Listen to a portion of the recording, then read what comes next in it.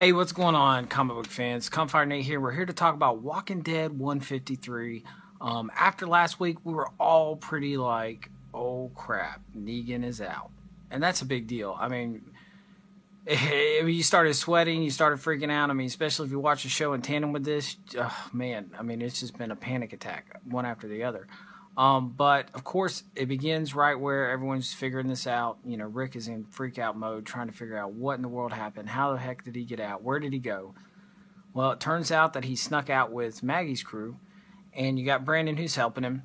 And it was funny because the thing he had Brandon get him was his jacket, and there's a great picture when he finally puts his jacket on, and he's like, "Oh, I felt naked without this."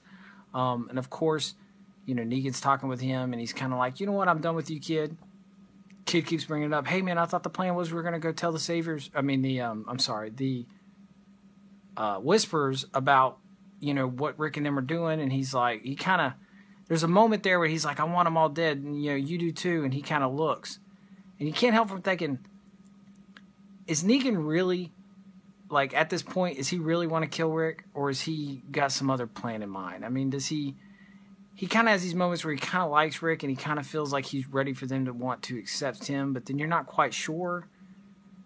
But it kind of leaves you thinking, wouldn't that be kind of interesting?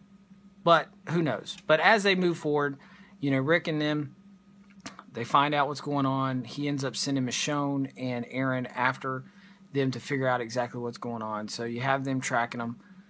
You also got Dwight training the people, and there's an interesting scene where he loses his gun, and he's had Lucille in his backpack. He pulls out Lucille, and he uses Lucille to start beating in some brains of some zombies. And one of his, you know, friends there is like, are you sure that's okay? Is it okay to use that? And he's like, well, I want this to stand for something else, and I didn't want to leave it back with the Saviors so someone could just take it and use it as like their personal scepter, which I thought was kind of interesting. So he's trying to do something with that, but he also has a reference where he's like, oh, that's behind us. We don't have to worry about that anymore. But he doesn't realize that Negan is loose. So I think that's interesting. You got Negan on the loose. You got Lucille on the loose. Who knows what's going to happen? But on top of all that, then you have Magnus' crew, which seems like there's a little bit of an issue there. Like half the crew is really like, hey, why are we doing this? And Magnus is like, hey, listen, they killed Luke. You know, we're here. This is our place now. This is our home. And they kind of seem divided on that. So I'm wondering if that's going to turn into an issue later, which I'm sure it will.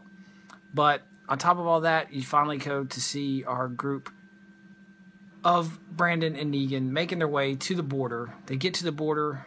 The poor kid he can't deal with it. You know, that's where his mom died. And, you know, Negan tries to console him, but ultimately consoles him with a knife to the chest and leaves Brandon there to die as he moves on his own way to explain that was your plan. This is not my plan. So you're left kind of wondering what's going on with Negan, but at the same time, you can't help from seeing the parallel with Brandon. Brandon's mom was killed by the Whisperers. Brandon's dad was killed by Rick.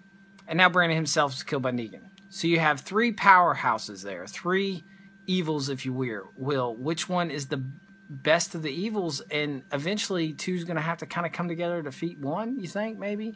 I'm not sure, but I really don't know what Negan's up to, but I'm excited to have him back out in the open. That's always a good thing for the comics.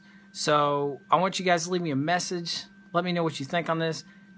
Is Negan up to no good? Or maybe does Negan have a plan in his mind where he's going to do something good out of this? Or what? I mean, dude, what is he thinking?